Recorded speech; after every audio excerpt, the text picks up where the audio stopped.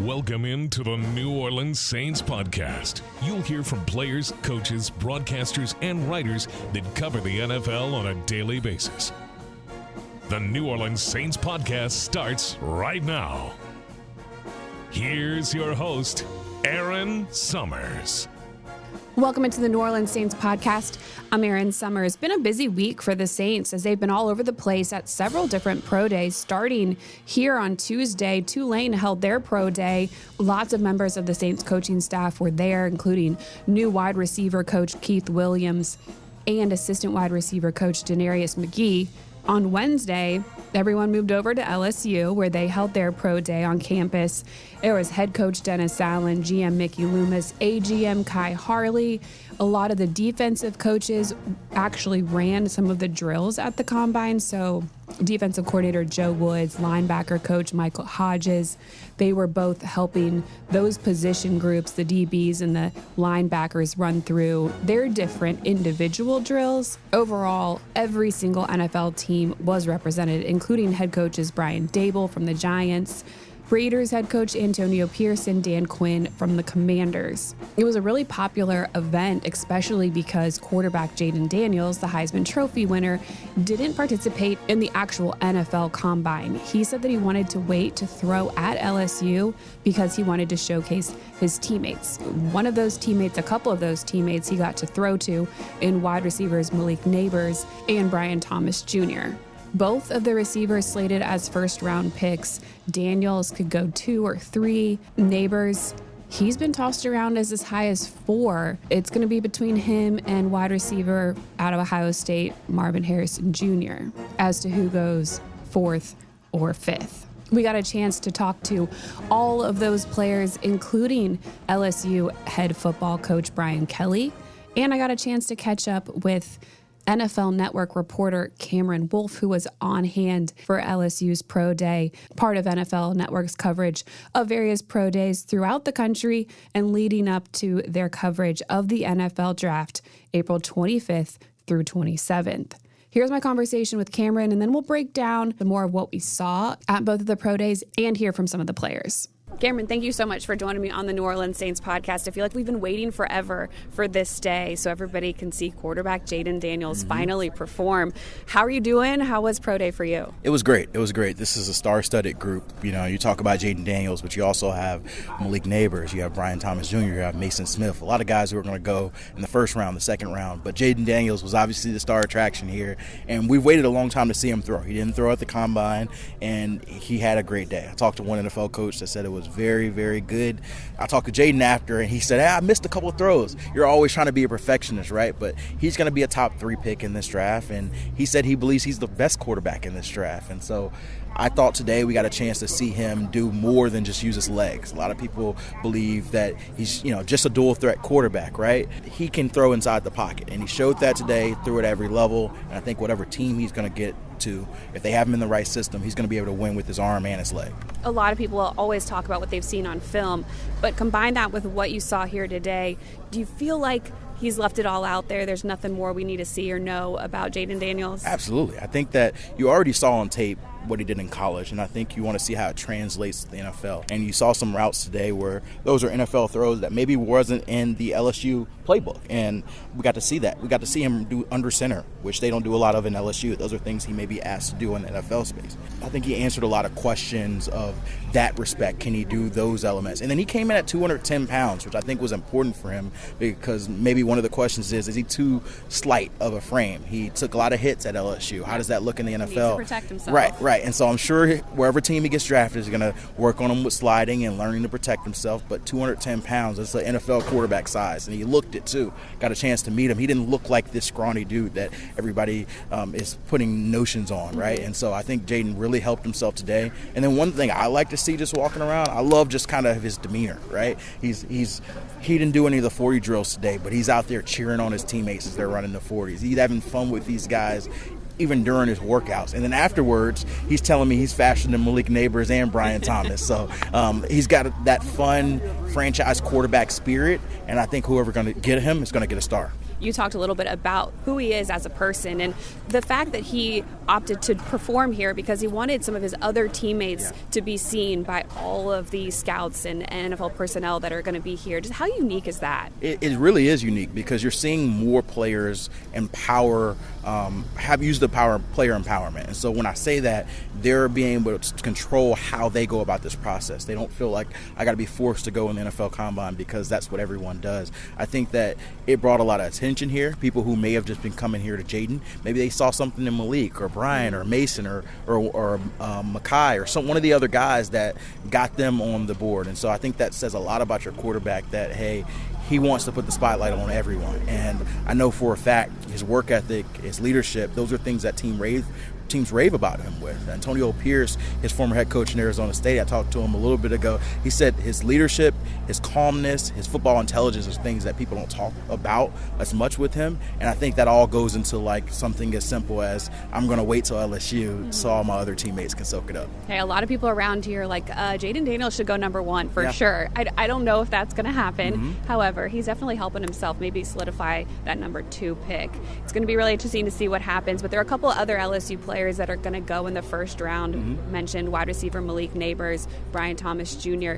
How much did they validate what people have seen of them or think of them? Yeah, let's start with Malik. I think he had an amazing day. He ran a 4.35. He tweeted out it should have been a 4.28. He had one by the time before. Regardless, fast. Yeah. He's super fast, and he didn't run at the combine, and so it was a chance for him to check that box. He looked fast on tape. He tested fast. No worries. And the thing about Malik that really stands out is that he's a dog. That's a term I've heard from several people.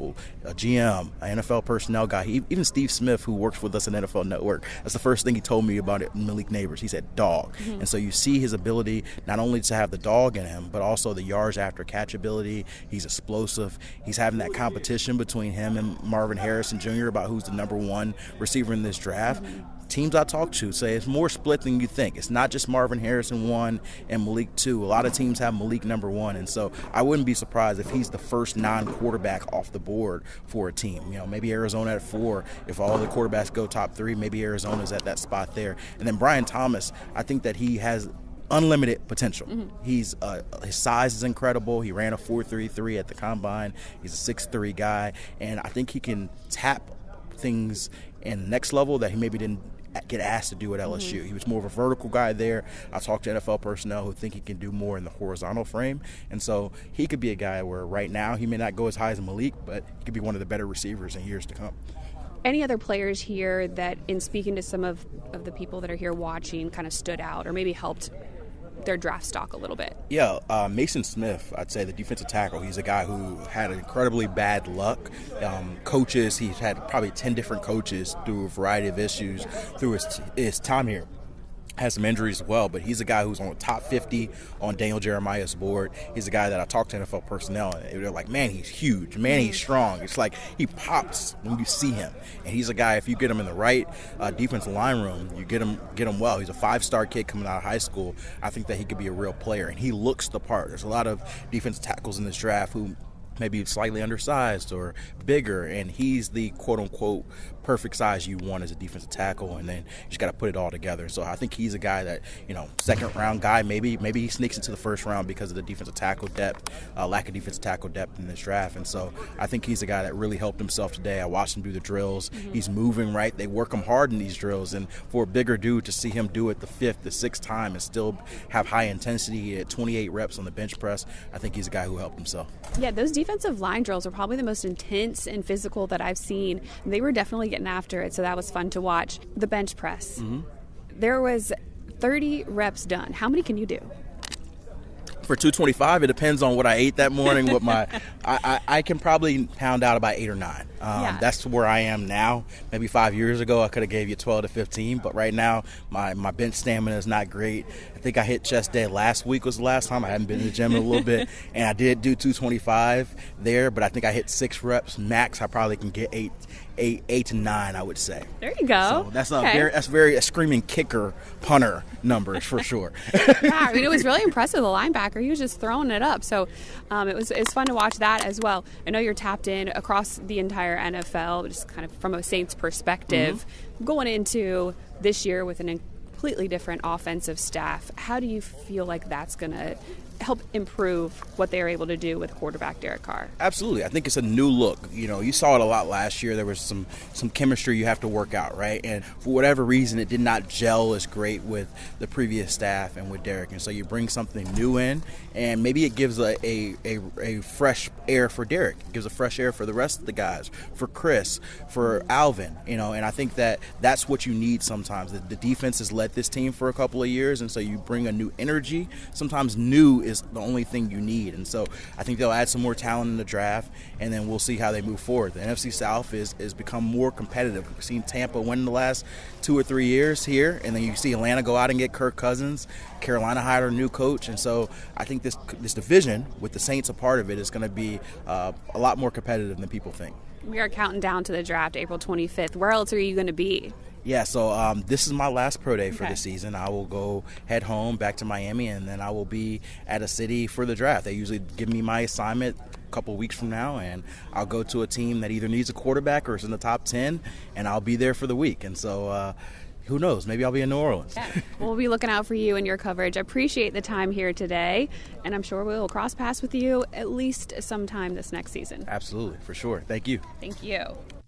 Appreciate Cam for jumping on the podcast, spending a few minutes with us, breaking things down there as we talked about. Neighbors, he ran a 4.35 and had a 42-inch vert. Afterwards, Daniel Jeremiah, who also works for the NFL Network, called him the most explosive player in the draft. Linebacker Omar Spates was the one who I referenced that had 30 reps on the bench. Defensive tackle Mekhi Wingo wasn't far behind him because he had 28. And then safety Andre Sam, he had the best 20-yard shuttle at 4.25. There were a lot of really impressive performances. It was fun to watch the players interact with each other. You could tell how much they support each other. They were cheering for each other. Afterwards, we got a chance to talk to Daniels about that support and how important it was for him to actually go through everything at LSU rather than at the Combine. Yeah, I would just say the main thing was just trying to show my consistency within the pocket and my footwork, moving off platform, in rhythm, progressions, coming back to a third read, just moving around and make sure I get my feet back under me. And the other stuff was kind of just fun, it's just something that we do. We out there having fun. You hear the music playing. You're out there having fun. The deep ball, that's kind of the show. Show that my guys they got the speed, they can track the football. I could go out there and put it out there for them. Jaden, at the Combine, you said you weren't going to participate until Pro Day. That way you can shine the light on your teammates that didn't get an invite to the Combine. And all day you've been cheering them on and being there for them. Just how much it meant to you to do that for them, and also wearing Greg Brooks on your shirt. How much did that mean? It meant a lot. That's, obviously, if Greg was here, he'll be a part of this. So he's not here, but, he's there in spirit. I'm here to rep him. My teammates that didn't get an invite to the Combine, obviously they had multiple eyes out here, all 32 and more. So it was great for them to go out there and showcase the talent, showcase how they move, and, write their own journey. They get an opportunity, I know they're going to crush it. And here's LSU head coach Brian Kelly on just the opportunity that some of these players have here at these pro days and what somebody like Jaden Daniels will bring to a team. Yeah, that's what pro days are for, right? I mean, these are the opportunities to not only use the film that you have, but, to back it up with the athleticism. They both had great days. Mekhi was great, obviously, in the shuttle, and, his short field quickness is obviously one of the things that you see on film, and now, back that up with the skill.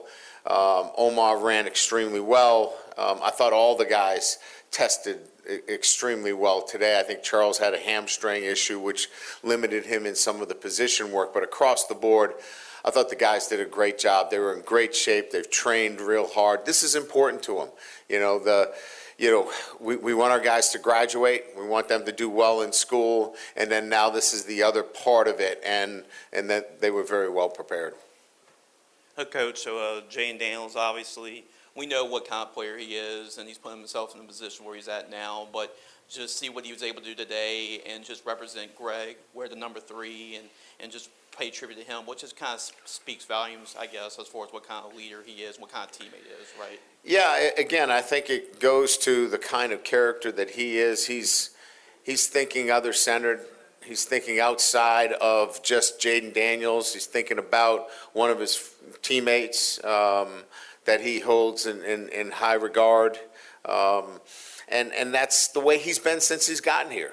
Whether it's, sharing the success that he's had, with, NIL, he took care of the team with headphones. I mean, it's just these little things that he does that maybe doesn't get appreciated, but he's always thinking about his teammates first. That throwing that we saw today, he brought in, teammates so they could get a chance to be seen today in front of a number of scouts. So, and maybe that's not the reason you do that, but it was for him. He wanted to showcase some other guys today, and he certainly did that. But that's Jaden Daniels.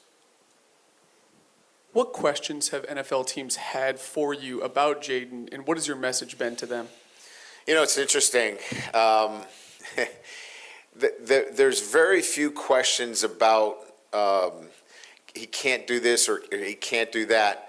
I think it's more, will he slide? Will he get down?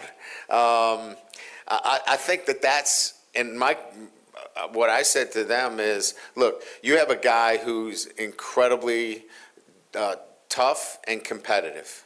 No one more so than the guy that I saw get hit in the Alabama game and come back the next week out of the concussion protocol and set an NCAA record the next week. That to me speaks to his toughness, and he's a smart guy. He's figured this thing out. So that's been really the biggest question. It hasn't been anything about, can he pick up the safety reads? Can he, pick up blitz protections? Can he do those things? They see that on film. It's, Coach, will he protect himself? And I'm sure he will. Neighbors was another fun one to talk to. Lots of energy. He brings it on the field, but across the board, he definitely stood out to everybody in attendance. I was just trying to showcase my talent, showcase my dog mentality that I have that everybody knows, to come out here on the pro day and just to shut it down. I didn't do everything at the combine, so, I know everybody was, wanting to see what I was going to do here at the pro day. I've been up since 5, so, I've been ready to go at it. I woke up in the morning, I knew something was going to be special, so I wanted just to follow right behind that, and just do something special today. On Tuesday at LSU's Pro Day, we got a chance to talk to quarterback Michael Pratt. He was somebody who did compete at the Senior Bowl and participated at the Combine. He spent his entire collegiate career at Tulane, which is very rare considering the transfer portal and how many players are jumping around. And last year for the Green Wave, he had 2,405 passing yards and 22 touchdowns. Wide receiver Jaquan Jackson also on hand. He also participated at the Senior Bowl and in the Combine. Defensive back Jarius Monroe, he was the Shrine Bowl defensive MVP this year. That's where he started gaining a lot of traction in the draft. He was able to participate in the pro day and go through all of the testing and the drills that you would at the Combine and get a record of those stats for him. Offensive guard Prince Pines, another big name from Tulane that participated, and kicker Valentino Ambrosio, he hit a 52-yarder during the kicking portion at Tulane's pro day. Let's hear from quarterback Michael Pratt and wide receiver Jaquan Jackson. I think it's just another opportunity to come out here and throw the ball and, showcase what I can do throwing the ball, but then also how I interact with the guys. Just the camaraderie that we have, shows our relationships together, and just, it's just another opportunity to come out here and play football and have fun. It went great, we've been working for this opportunity our whole lifetime just to get this opportunity to play on the next level, We work hard, it was kind of crazy from us going to our facilities all across the state and then just getting back with Pratt like 2 weeks ago just to get the chemistry back down. We've been talking with other quarterbacks. So, as you can see, it went great. It's a blessing to be here, Finished my career at Tulane and just happy to be here. For more coverage of Tulane and LSU's pro days, you can head to NewOrleansSaints.com as we continue to count down to the draft April 25th through 27th. We will have a ton of coverage on the podcast. We'll take a look at the other teams in the division and what they may be looking for, different position groups of need. And of course, we'll be talking more about what the Saints will be after as well. So stay tuned. wherever you listen to your podcast, whether it's Apple, iTunes, Spotify, iHeart, we're there, and especially on NewOrleansSaints.com. Thanks for listening. Thanks for listening to the New Orleans Saints podcast. Join us 3 times per week on NewOrleansSaints.com, the Saints mobile app, or you can download the podcast on iTunes. We'll see you next time, right here on the New Orleans Saints podcast.